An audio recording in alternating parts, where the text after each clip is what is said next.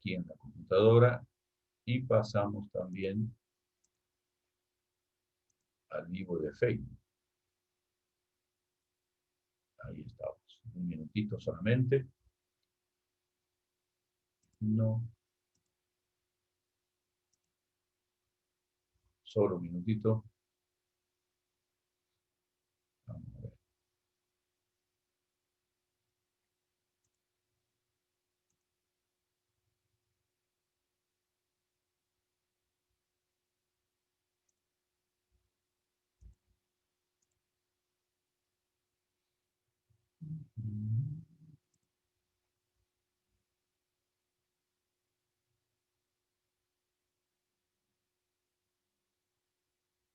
Ok, ya estamos ahí también, en Facebook.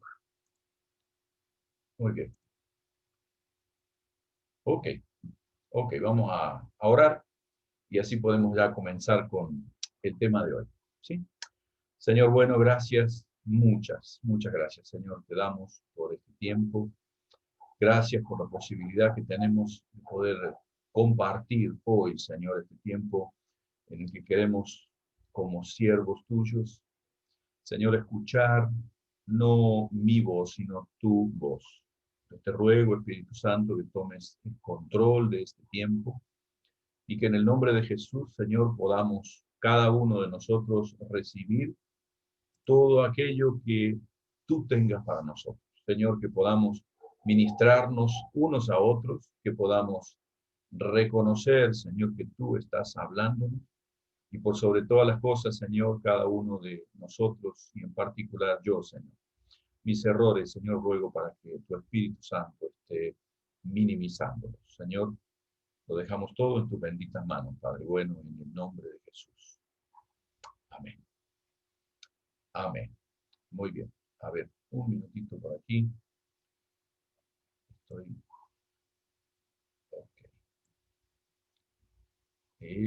Pablo, te voy a reactivar el audio y te voy a poner como eh, para que puedas, un segundito que pueda ser el administrador, porque, ok, Ok, ok, ahí está, porque si no se me va a hacer mucho lío desde acá. Bueno, ok. muy bien, muy bien. Para aquellos que están por primera vez, este es el módulo número 27 de una serie de conferencias que venimos compartiendo, particularmente con la iglesia remanente en Milán, pero que de alguna manera, por causa de todo lo que hemos vivido con la pandemia y demás, decidimos abrirlo de alguna manera a través de Zoom y compartirlo, lógicamente, con todas las personas en diferentes lugares, ¿sí? Lo que hoy vamos a ver, de alguna forma, es algo que, como bien yo lo expliqué durante una de las publicidades, es simplemente algo que todos y cada uno de nosotros lo hemos visto y tiene que ver con esto que está escrito aquí, ¿sí? El proyecto Bernabé nos trae de alguna manera hoy esto que es evitando la tentación del éxito mundano. ¿Por qué? Porque yo siempre digo que una de las cosas que son notables en la escritura es cómo Satanás conoce nuestras debilidades, ¿sí? Y si Satanás, bueno, tentó a Jesús, indudablemente también nos va a tentar a nosotros. Y vivimos nosotros hoy en una generación que necesariamente se ve obligada a exhibir éxitos, ¿sí? Y esto, nosotros no estamos exentos a esta situación. Como hombres de Dios, sabemos perfectamente que la Escritura nos enseña que nuestra meta nunca debe ser nuestra propia gloria. Es decir, encontramos en la Escritura una y otra vez versículos que nos invitan a pensar que cada cosa que nosotros hagamos, todo lo que hagamos, hagámoslo para la gloria de Dios. Pero cada uno de nosotros, a lo mejor yo no puedo poner un porcentaje, Pero está claro que cada uno de nosotros conoce hasta dónde y en qué cantidad, en qué porcentaje ese éxito prevalece en nuestro corazón, ¿sí? Ese deseo de tener éxito, ese deseo de ser mejor que los demás, ese deseo de ser famoso, ese deseo de ser reconocido, ¿sí? Y yo creo que indudablemente cuando uno piensa a esto, cada uno de nosotros identifica de alguna manera un líder espiritual, alguien que sea significativo, alguien de pronto que nos ha inspirado, alguien que nos ha contribuido en nuestra formación espiritual y que realmente ha sido muy reconocido. Entonces, indudablemente yo les invito a cada uno de vosotros a poner un nombre, no hace falta que lo digáis ni que lo mostréis, pero sí, de pronto, la cuestión es, cada uno de nosotros conocemos un hombre, una mujer, de pronto evangelista o pastor o escritor, lo que fuera, que ha obtenido muy buenos resultados en su ministerio, ¿sí? La segunda pregunta que deseo haceros para poder iniciar este recorrido es, ¿en qué te basas para decir que él o ella han sido exitosos? ¿En qué? ¿Cuál es el parámetro que utilizas para decir esta persona es exitosa o esta persona no es exitosa? ¿Sí? Y la tercera pregunta es, mirándote al espejo, ¿tú te consideras una persona exitosa? ¿Sí o no? ¿Y por qué? ¿Sí? Cada uno de nosotros tiene respuestas diferentes sobre este punto. ¿Por qué? Porque indudablemente el éxito es algo muy buscado hoy en nuestra sociedad. Y la iglesia no es una excepción. Yo he buscado y encontré como definición de éxito, el éxito es algo que se mide, se comprueba y que siempre trae consigo admiración hacia la persona que lo ha conseguido. El éxito es algo deseado en nuestra generación. Es más, eh, en una de las oportunidades charlando sobre este argumento, nosotros tenemos la costumbre, cuando hablamos de cualquier congregación, lo primero que preguntamos es, ¿cuántos miembros tiene? Y de acuerdo a la cantidad de miembros que tenga la iglesia, inmediatamente nosotros catalogamos si el pastor es exitoso o si el pastor no es tan bueno, simplemente por la cantidad de miembros. El pastor puede tener muchísimas virtudes y demás, pero esto es un parámetro que nosotros tenemos como iglesia, ¿sí? Lo que hacemos, lo hacemos siempre en base a comparaciones con las cosas que vemos, ¿sí? Como con una balanza. El peso de un logro es considerado más o menos importante cuando tomamos como referencia el logro anterior. Simplemente si uno dice, bueno, en esta ciudad hay la iglesia más grande, es la iglesia que tiene 300 miembros. Ok, perfecto. El pastor que tiene 30 miembros se siente fracasado. ¿Por qué? Porque tiene 30 miembros. ¿Por qué? Porque la más grande, esa es la que tiene el mejor pastor, esa es la mejor iglesia, esa es una idea muy fija en la iglesia hoy y que indudablemente no tiene nada que ver con los parámetros bíblicos. Por ejemplo, cuando un corredor de carreras tiene muchas carreras ganadas, seguramente algunos de vosotros conocéis que en estas últimas semanas, el corredor de Fórmula 1, el británico, no recuerdo ahora el apellido, pero que bueno, alcanzó a, a Schumacher en la cantidad de Hamilton. carreras ganadas, ¿sí? Lewis, gracias, ¿sí? Y es claro, o sea, ahora es como que de pronto Lewis entra en la categoría de los mejores de la historia y toda la historia. Es como los jugadores de fútbol que ganan la Champions, que ganan. Es decir, y ese es el parámetro que en más de una oportunidad utilizamos en la iglesia, ¿sí? Los títulos mundiales, la cantidad de años que puede llegar a estar un boxeador ¿cómo es? En su desarrollo, ¿sí? Sí. Yo quisiera Pero que ellos no me viéramos, escuchan. ¿Cómo funcionamos? ahí había un micrófono abierto ahí. Quisiera que viéramos, por favor, algunos versículos, ¿sí? Y me gustaría si alguno de vosotros lo podéis leer, ¿sí? Vamos a leer algunos versículos que de alguna manera nos permitirán ver, ¿sí? Aquello que de alguna forma la Escritura nos dice que han vivido los hombres que sirvieron a Dios, ¿sí? Aquí tenemos algunos versículos, ¿sí? Que nos indican, un minutito por favor, a ver, aquí, ok,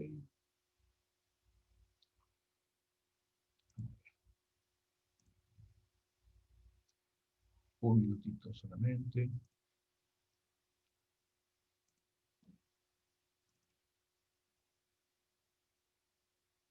Aquí está. Estos cuatro pasajes de la Escritura, 2 Timoteo 2, del 3 al 12, 2 Timoteo 3, 10 al 11, 2 Timoteo 4, 6, 1 Tesalonicenses 2, del 1 al 12, 1 Corintios 3, del 1 al 10. Hablan acerca de lo que de alguna manera nosotros podemos esperar como la vida de alguien que sirve a Dios, ¿sí? Yo quisiera que de pronto lo pudiéramos analizar desde esa perspectiva. ¿Por qué? Porque es muy fácil.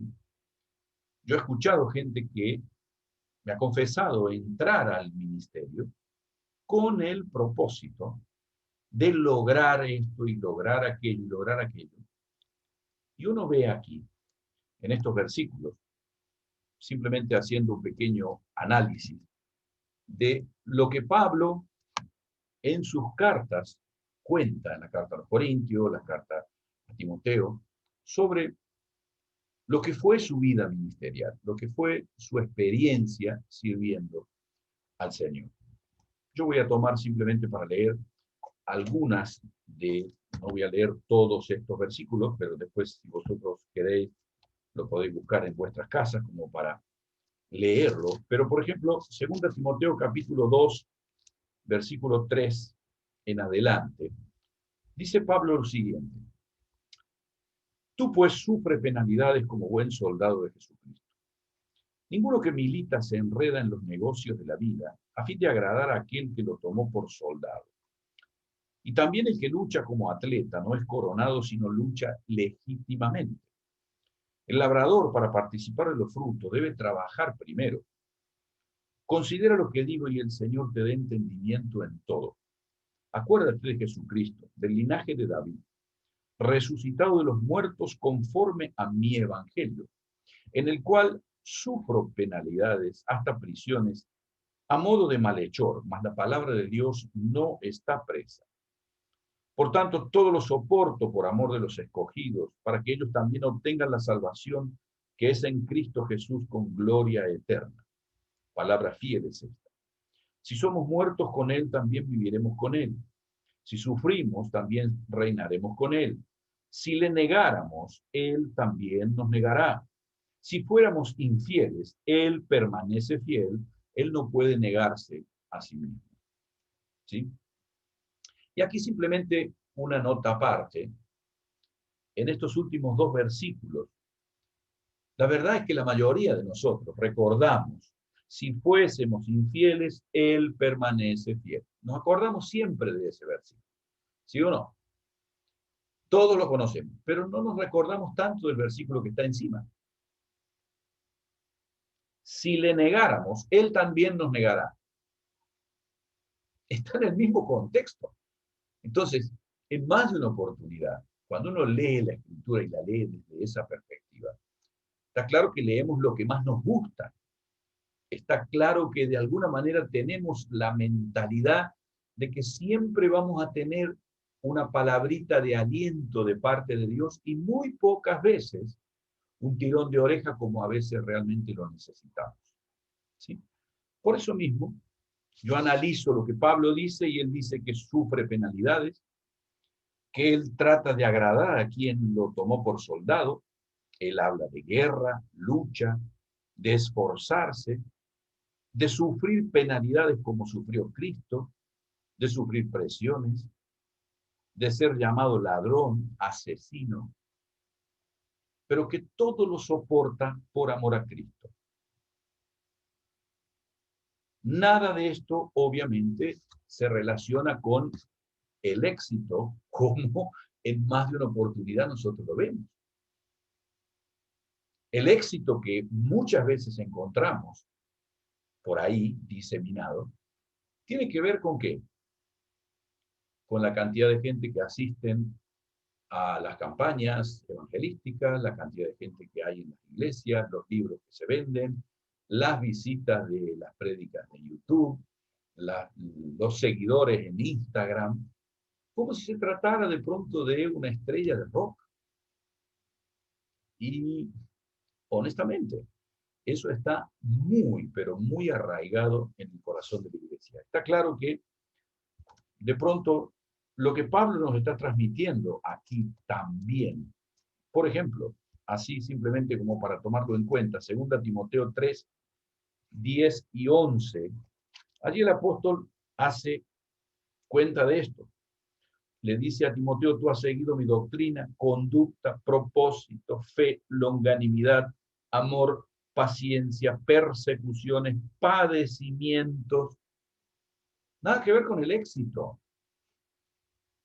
Nada que ver con... Y nunca vamos a encontrar en la Escritura un versículo que medianamente nos direccione a ver el éxito como muchas veces, desgraciadamente, lo leemos. Y esto es algo que está muy, muy arraigado en nosotros como sociedad. El apóstol Pablo dice en el capítulo 4, versículo 6, y esto es tremendo, hermanos, dice, yo ya estoy para ser sacrificado. El tiempo de mi partida está cercano. Hay algunas versiones donde dice, yo ya estoy para ser ofrecido, derramado. Pablo dice, yo he dado todo lo que tenía y lo único que me falta es entregar mi sangre por Cristo. Y él no se percibió un exitoso. Él decía literalmente, yo no creo haberlo alcanzado, pero prosigo la meta. Filipenses 3. ¿Sí? Todo esto, de alguna manera, nos lleva a pensar un poco qué es lo que nosotros creemos y qué es lo que medimos como éxito ministerial. ¿Sí? Yo recuerdo que hace unos años atrás, seguramente los que, conocen la iglesia en Sudamérica, había seminarios de crecimiento. No sé si alguno de vosotros ha asistido, pero a mí me han invitado a participar a seminarios de crecimiento. Es decir, hacemos un seminario para los pastores, para enseñarles a los pastores a hacer crecer la cantidad de miembros que su iglesia tiene. Porque en definitiva, este es el objetivo que tiene el seminario de crecimiento, que haya más gente en la iglesia. ¿Sí? Ahora, cuando yo voy a la Escritura y leo que Pablo dice, yo sembré, Apolo regó, y el crecimiento lo dio Dios. Se pregunta, pero ¿será que nunca nos pusimos a detenernos en que ningún pastor en el mundo puede hacer crecer a su iglesia porque quiera, porque lo desee? No, no puede. Puede sembrar, puede regar, puede edificar, puede alimentar, puede corregir, pero no puede provocar el crecimiento. Bíblicamente hablando, no puede. Es lo que enseña la Escritura. Ahora, en todo esto, ¿sí? Una de las cosas que nosotros vemos es de alguna manera cuál es nuestra responsabilidad como hombres y mujeres de Dios frente a un desafío de este tipo. Si somos responsables si la iglesia no está bien alimentada, si les enseñamos cualquier cosa, si nos preocupamos por entretenerlos en lugar de enseñarles la palabra de Dios. En eso sí somos responsables. Y ahí tenemos sí autoridad para arruinar lo que Dios quiere hacer. Pero hacer crecer a la iglesia, ninguno de nosotros tiene esa capacidad. Y tenemos que reconocerlo porque la Biblia me demuestra que yo no puedo hacer crecer a la iglesia.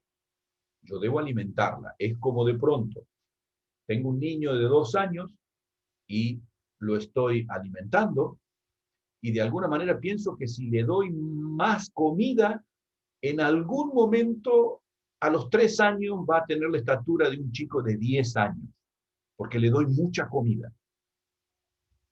Nunca va a pasar eso. Lo que voy a pasar es que probablemente lo enferme. Entonces, yo lo que quisiera sí que pudiéramos analizar es el éxito según Dios y el éxito según el mundo.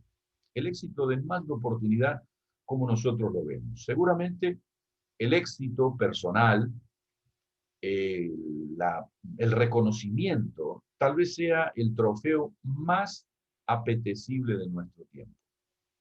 Creo que muy pocas veces en la historia, yo recuerdo a veces cuando uno estudia un poco la historia del cristianismo, estaban los estoicos, ¿sí? Los estoicos eran aquellos que de alguna manera no tenían ningún tipo de dificultad en sacrificar su propia vida.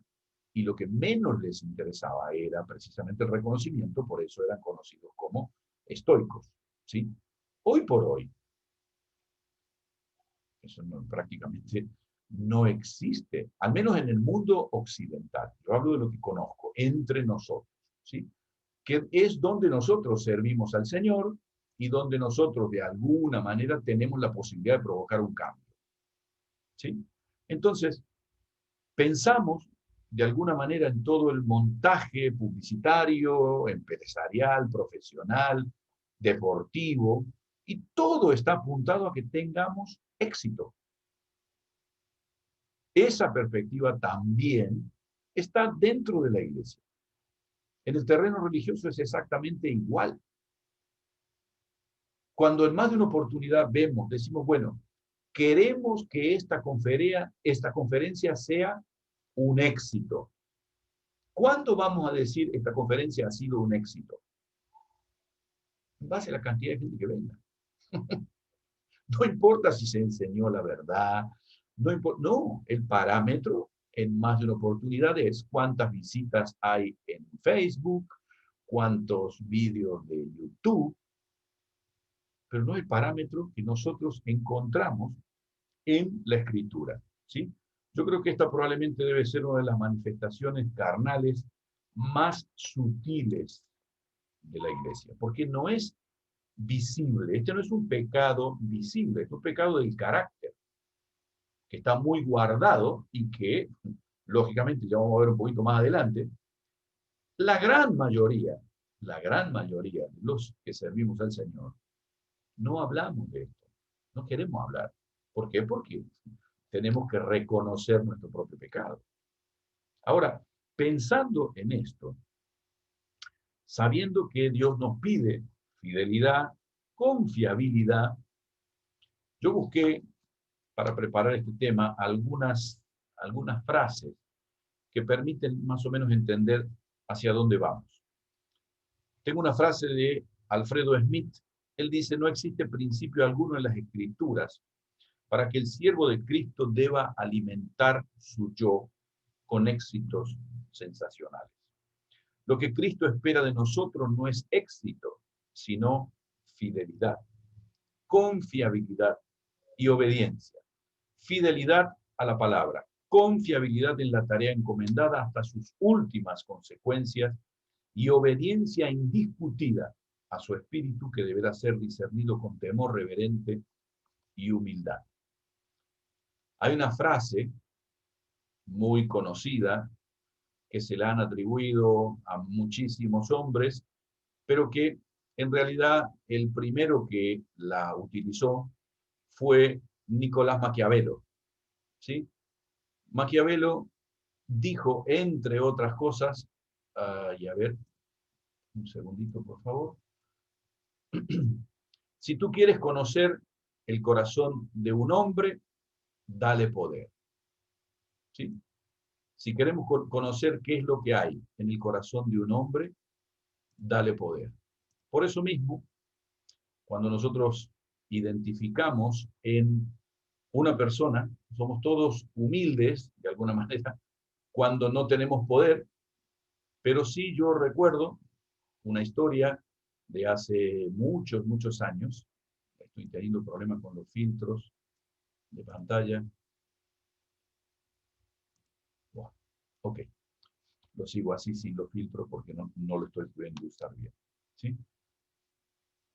Yo no sé si vosotros tenéis la experiencia, pero yo la he tenido, de hermanos que mientras no tienen un cargo, una responsabilidad en la iglesia, son sumamente humildes. Están dispuestos a hacer esto, a hacer el otro, a hacer el otro, a hacer el otro. Pero desde el mismo momento en que son reconocidos como diáconos, como ancianos, como pastores, bendito Dios, ahí uno puede ver qué es lo que realmente hay. Y esto no pasa solo en la iglesia, esto pasa también en la política, en las empresas. Y yo creo que indudablemente, sí, como hombres de Dios, es necesario que nosotros sepamos qué hay en nuestro corazón. Por algo Timoteo recibe la instrucción de Pablo y le dice, cuídate de ti mismo.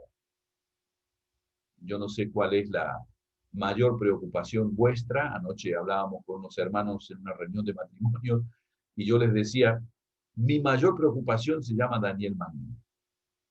Esa es mi mayor preocupación. ¿Por qué? Porque la única persona que puede ensombrecer la gloria de Dios en mi vida soy yo. No es mi esposa, no son los hermanos de la iglesia, no. No, no, no, no. Soy literalmente viendo este material como alguien que dice, bueno, uy, ¿qué pasó? Él se cortó el video y el audio. A ver, ahí volvió. El audio sí, pero el video no, estás congelado. Bueno, a ver,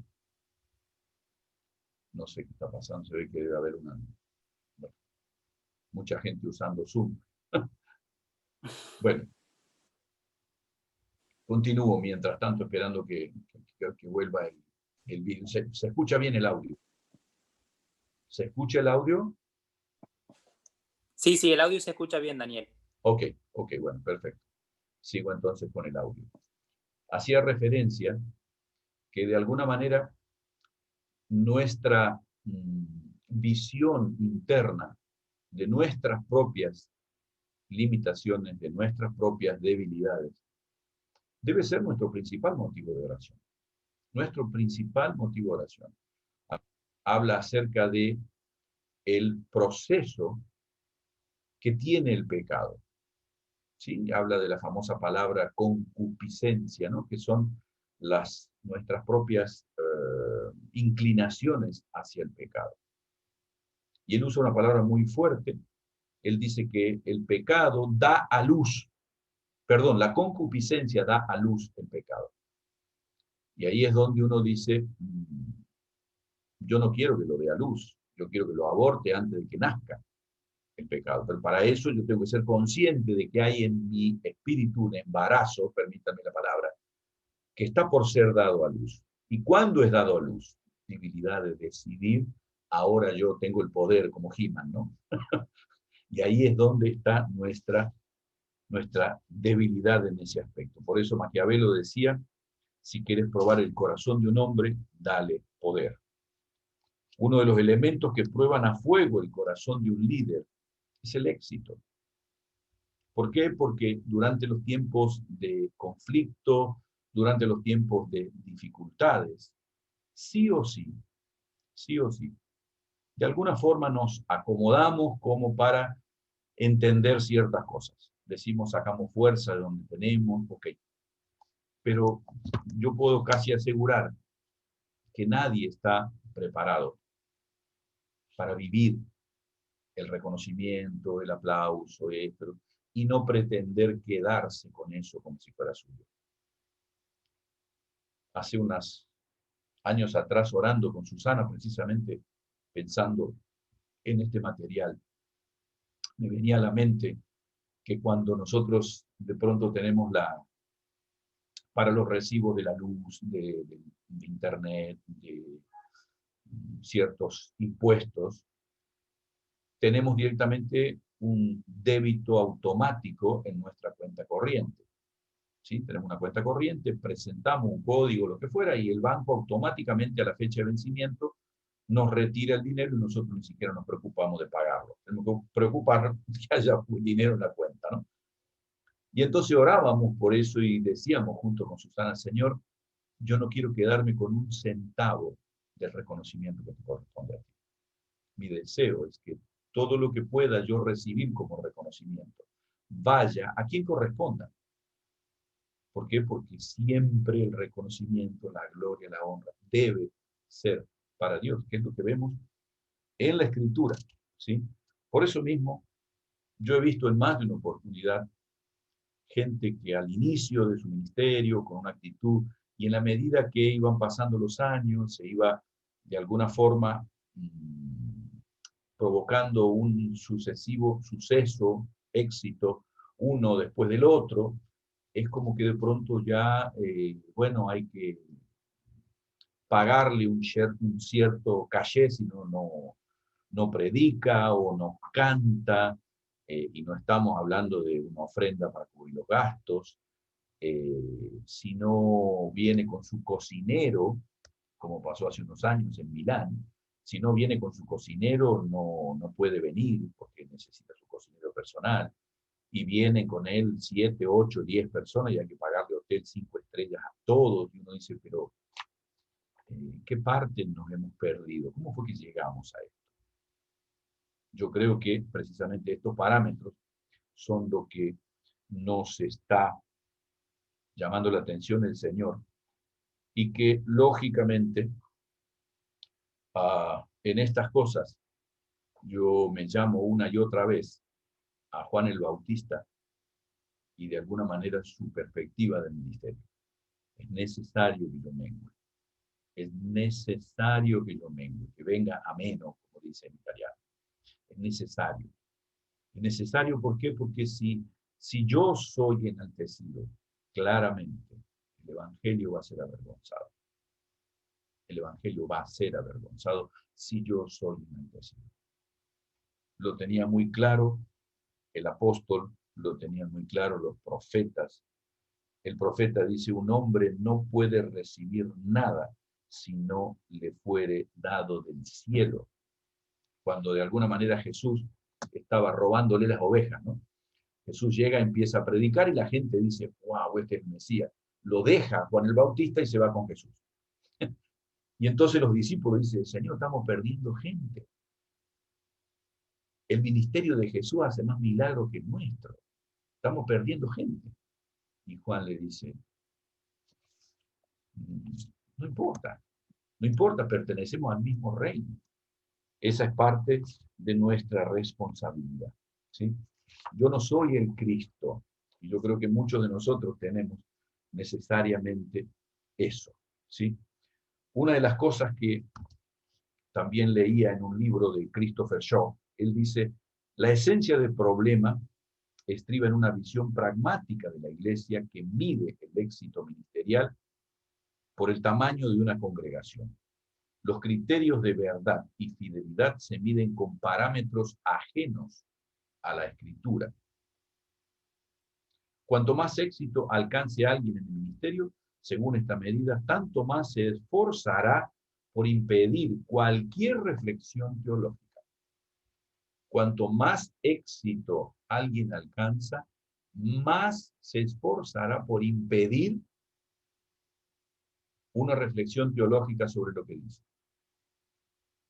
Esto es muy, muy fuerte, muy delicado para nosotros, ¿sí?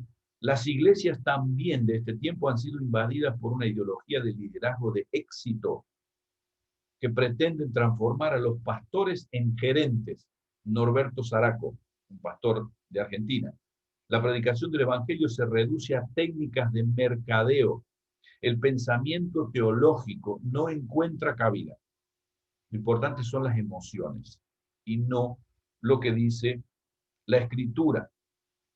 La palabra éxito es más bien un concepto nacido en una sociedad caída y sin una mentalidad bíblica, y es netamente una demanda del mundo para conseguir la aprobación de aquellos que son parte del mundo, pero que en más de una oportunidad permitimos que haga parte de nuestros deseos y que no tienen nada que ver con el deseo de Dios para con cada uno de nosotros. Los resultados dependen del Señor y yo puedo arruinarlos, pero producirlos, seguramente que no. Muchas veces la iglesia exige resultados puntuales. El año que viene tenemos que crecer tanto, tenemos que tener tantos miembros más, tenemos que agregar tantos ministerios, porque creemos que estas son las señales de la bendición de Dios. Personalmente entiendo que la única medida que Dios nos demanda relacionado con mi posición es obedecerlo en todo, aunque yo exhiba resultados que no impresionen a nadie. Esto es una frase de Miguel Juez, un pastor argentino, muy querido por nosotros, un hombre, realmente un hombre de Dios. ¿Sí?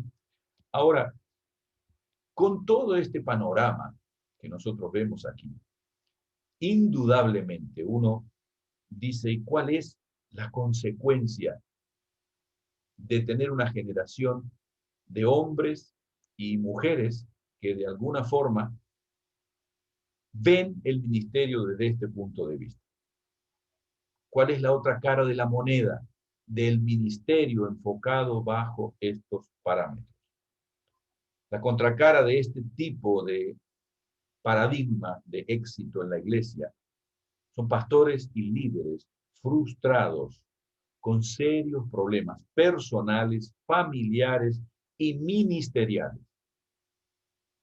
que obviamente no se atreven a compartirlo con nadie, porque ¿cómo me voy a mostrar débil? Yo no. Todo lo puedo en Cristo que me fortalece. Yo no me puedo mostrar débil. Al contrario, ¿sí? Muchas veces se soportan situaciones que luego terminan por descalificar a su ministerio o aún por dejarlo fuera del ministerio, ¿no? Ahora, cuando uno piensa a la perspectiva que Pablo tenía respecto a todo esto, Pablo en la carta a los Corintios hace mención que él es servidor, colaborador, y es muy interesante lo que la Escritura transmite en ese aspecto, porque lo que hace referencia a Pablo allí es una nave, y que en esta nave hay remeros sentados uno al lado del otro, y él es uno de los remeros. Ese es el servidor del cual Pablo hace referencia. O sea, absolutamente nada que ver con la idea de que el timón del capitán y todo. Pablo dice, no, esto es cuando vamos en la parte de abajo de la nave, donde hay esos remos bien gruesos, ahí se sientan normalmente 3 hombres, bueno, ese es el que va ahí. Es simplemente asistente, pero no del capitán, es asistente de uno que está trabajando allí y que recibe las órdenes de otro. En todo esto, uno necesariamente ve lo que Pablo dice: somos administradores, mayordomos, no dueños. El verdadero dueño es el Señor y Él exige que nosotros seamos fieles, exige que seamos fieles. ¿Sí? Si nosotros no somos fieles, Él permanece fiel, pero no a nosotros, porque no podemos recibir su fidelidad si nosotros no somos fieles. Ahora, en todo esto, Pablo dice, no damos ocasión de tropiezo, somos pacientes, estamos necesitados, somos azotados, desvelados, pero somos invitados a vivir en pureza, en amor sincero, con Dios como testigo. Y son todas cosas que obviamente hablan muy lejos de la perspectiva de éxito del mundo. Todos creo que somos conscientes, de alguna manera, de que de verdad deberemos rendir cuentas a Dios, ¿sí? Todos somos conscientes de que no servimos a los hombres. Todos somos conscientes que dentro del ministerio vamos a sufrir. Tal vez algunos no tanto, pero bueno, el próximo tema que vamos a tomar es precisamente el sufrimiento como parte del llamado. ¿Sí? Lo vamos a ver el mes próximo. Pero indudablemente, en el fondo de nuestro corazón hay un deseo que tal vez no se lo hemos confiado a nadie, ¿sí? Pero que lo callamos. Y es el de ser reconocido. Es el de ser famoso. Es el de recibir de alguna manera los aplausos de la gente. Ahora, no lo decimos, no nos atrevemos a reconocerlo, y uno se pregunta ¿por qué? ¿Por qué callamos eso? Si todos somos conscientes, espero, ¿sí?, de que esa es una situación pecaminosa. Y si es una situación pecaminosa, entonces, ¿qué?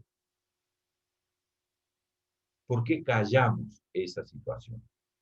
Yo creo que hay varios males que hacen que nosotros callemos. Uno de ellos es precisamente esta cultura triunfalista que se vive y que obviamente no tiene nada que ver con la Escritura, pero es lo que vivimos en este tiempo. Muchas veces las expectativas exageradas e irreales de la congregación hacia nosotros y de nosotros hacia nosotros mismos. Dábamos cuenta en la última conferencia que compartimos el mes pasado, que de cada 20 hombres que terminan el seminario bíblico, solo uno permanece en el ministerio después de los 65 años. Esta es una encuesta que se hizo en Estados Unidos, ¿sí? 20 hombres que terminan el ministerio, terminan el seminario, empiezan el ministerio pastoral. Solo uno continúa en el ministerio después de 65 años. ¿Qué pasó? Lo que pasa es que el ministerio no cumple mis expectativas. Cuando en realidad yo creo que lo que nosotros deberíamos preguntarnos es, ¿yo estoy cumpliendo las expectativas de aquel que me alistó? No si el ministerio cumple mis expectativas, no. Es exactamente al revés. Yo estoy cumpliendo las expectativas que Dios tiene para conmigo. Y ciertamente Dios nunca me pidió que yo sane a un enfermo, nunca me pidió que yo convierta a alguien, y no me lo va a pedir tampoco. Pero sí me va a pedir fidelidad. Sí me va a pedir coherencia. En más de una oportunidad, yo les he compartido a los hermanos, tanto en Argentina, en Italia, como aquí en España, es, hermano, no me busques perfecto, pero reclama integridad en mi vida. Equivocaciones, un montón. Pero la palabra dice, el que desea obispado, buena obra desea. Pero es necesario que el obispo sea irreprensible. No digo perfecto, nadie lo es. Pero hay ciertas cosas que nosotros no podemos decir, bueno, eso no importa, eso no importa. No, sí importa. Indudablemente, aspectos, otra cosa que se calla muchas veces en el ministerio, es como el éxito es lo más importante, el éxito a nivel mundano, por así decir, es lo más importante. Hay aspectos hermenéuticos totalmente fuera de la Escritura. pasajes bíblicos analizados literalmente desde el punto de vista que plantea solamente el éxito, simplemente el que leíamos recién. ¿Sí? Si nosotros somos infieles, Él permanece fiel. Ok. Pero antes dice, si yo lo niego, Él me va a negar a mí. Las dos cosas son verdad. ¿Sí? Parte de la salud ministerial tiene que ver con una hermenéutica sana. Es decir, en más de una oportunidad, yo creo que todos nosotros podemos dar testimonio de esto, yo me he encontrado de pronto con hombres que predicando sudan cualquier cantidad, tienen palpitaciones y aleluya, aleluya. Y uno dice, como que eso, por eso, mira, ahí lo tomó el Espíritu. Yo decía de pronto, esa es la manifestación de la llenura del Espíritu. El otro extremo, hace un tiempo atrás estaba justamente, nunca escuché una prédica porque no me interesa escuchar las prédicas de este hombre, pero es un pastor americano, ¿sí? Que uno lo ve y parece que está de continuo en una publicidad de pasta dental, porque él está todo el tiempo así hablando de las bendiciones y uno dice, pero ese hombre no tiene problemas. No, que él quiere vender una imagen. Quiere mostrar algo que realmente no es. El estar siempre feliz no es sinónimo de gozo. Yo diría que una persona que está siempre feliz tiene serios problemas psicológicos, porque a mí hay cosas que me entristecen. El apóstol Pablo decía, yo, cuando a mí me preguntan cómo estoy, de afuera conflictos y de adentro temores. Ah, no, pero, hermano, no declare eso. No lo estoy declarando, es mi realidad. Una de las cosas también que son muy comunes en este aspecto es que los pastores sentimos culpa porque no cumplimos las expectativas de la gente. Las expectativas nuestras y las expectativas de la gente. Pastor, ¿por qué nuestra iglesia no crece tanto como la iglesia que está del otro lado ya del pastor tal, que no sé cuánto de allá? Y claro, esa noche, al irse a dormir, no tenemos una palabra porque nosotros no conseguimos hacer crecer la iglesia como la hizo crecer el pastor tal, ¿no? Y claro, todo eso necesariamente genera en nosotros un mecanismo muy enfermizo y que quisiera que pudiéramos profundizarlo. ¿Por qué? Porque nos va a ayudar a entender tal vez algunas reacciones que nosotros tenemos. Hemos sido diseñados por Dios, de alguna manera, para percibir emociones negativas y positivas, tanto como las tristezas que a veces tenemos. Tenemos que darnos el permiso de estar triste, porque es parte de una emoción que Dios creó, ¿sí? Yo recuerdo siempre un pastor que conocí en Italia hace unos años. Todas las veces que yo he hablado con él y le pregunto, ¿cómo estás? Él responde, bendecido y en victoria. Yo, pero ¿y cómo hace? ¿Cómo hace para estar siempre bendecido y en victoria? No es posible, hermano. ¿Por qué tenemos que decir eso? Si no es verdad. Hay días en los que queremos desaparecer del universo. Esa es la gran verdad. El tema crucial es, si yo necesito estar siempre bendecido y en victoria, no entendí el Evangelio. El Evangelio es injusticia, el Evangelio es sufrimiento, también es gozo y paz. Pero la otra cara del Evangelio es necesario que la conozcamos y es necesario que sepamos que hace parte del Evangelio. ¿Sí? Cuando un ministro no enfrenta esas dificultades, no habla de ellas, corre el riesgo de que esas emociones se transformen y tomen otro cariz. Y algunas yo quisiera verlas y seguramente algunos de vosotros lo podéis confirmar. ¿Sí? Todos nosotros hemos experimentado ira, ¿sí o no? Todos hemos experimentado ira. ¿Cuándo? Esta semana, hoy, esta mañana. ¿Sí? Ok, muy bien. Cuando yo no me permito, porque hay un versículo que dice que no se ponga el sol sobre vuestro enojo. Ah, no, yo no puedo permitirme tener ira. Lo que se genera en mi corazón es resentimiento. Si yo reconozco que tengo ira, voy a Dios y le digo, Señor, yo estoy tan enojado con el hermano Miguel, con lo que él me hizo. Señor, ayúdame a glorificarte en medio de la ira que estoy sintiendo. Y ahí el Espíritu Santo viene y dice, si yo no sabía, estaba esperando que me llamaras, nada más.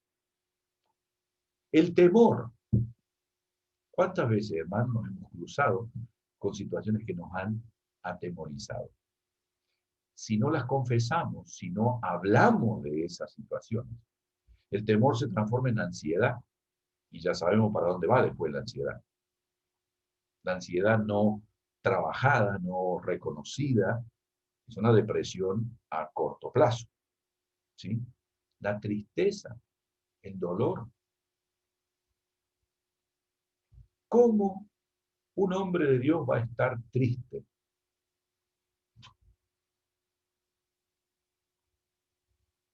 Los profetas estaban tristes. Los apóstoles cuentan de su tristeza. Jeremías en un momento él dice, yo maldigo el día que nací. Hay que sentirse, hay que estar triste para llegar a esa conclusión. A mí nunca me pasó, pero realmente, hay que estar muy mal para decir una cosa de ese tipo. Y Dios no se escandalizó por eso. No se escandalizó por eso. ¿Sí? Indudablemente al pensar en esto, vemos cómo la alegría muchas veces, cuando no somos conscientes de que la alegría que podemos percibir hoy por esto y por aquello, no va a durar para siempre, como tampoco la tristeza va a durar para siempre. Susana, ella tiene una frase muy interesante y dice, yo sé que la alegría no va a durar para siempre y la tristeza tampoco. Por eso cuando hay una y cuando hay otra, espero que se vayan y sigo adelante buscando al Señor. Me parece una filosofía muy sana para enfrentar a nivel del ministerio. Yo quisiera, a ver si conseguimos aquí. Ay, ay, ay. Me estoy pudiendo.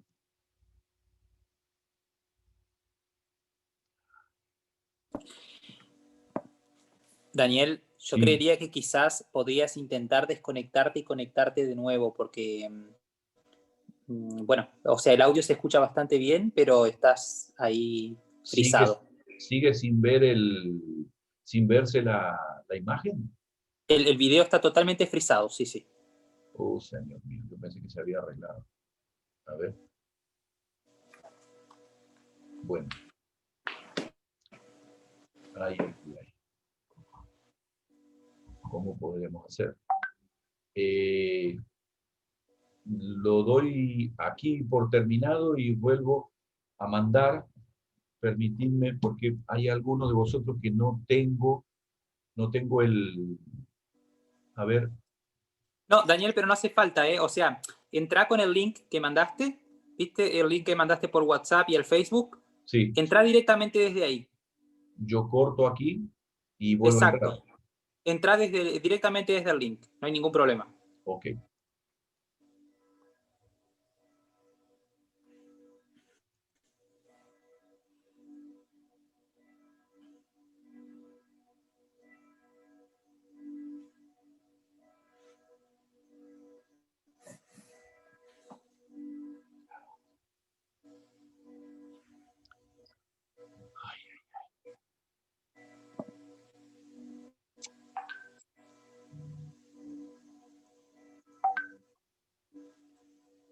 No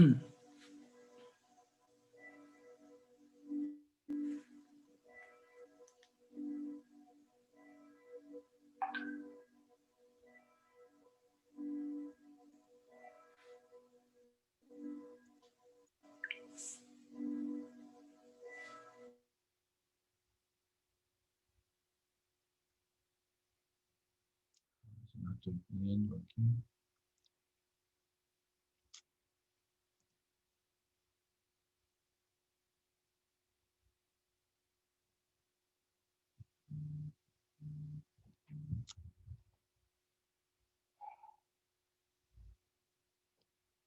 Sí, Pablo, decime, hijo. No me permite salir, no sé por qué. Estoy tratando de ver aquí. Te corto y voy a ver si puedo entrar ahora, papá. Ahí aparentemente salí.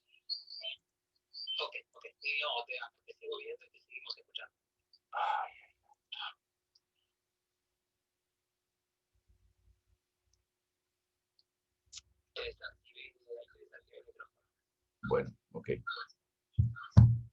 Dame un segundito. No puedo desactivarte. Porque seguramente está grabando. Sí. Espera un poquito que voy a bajar aquí.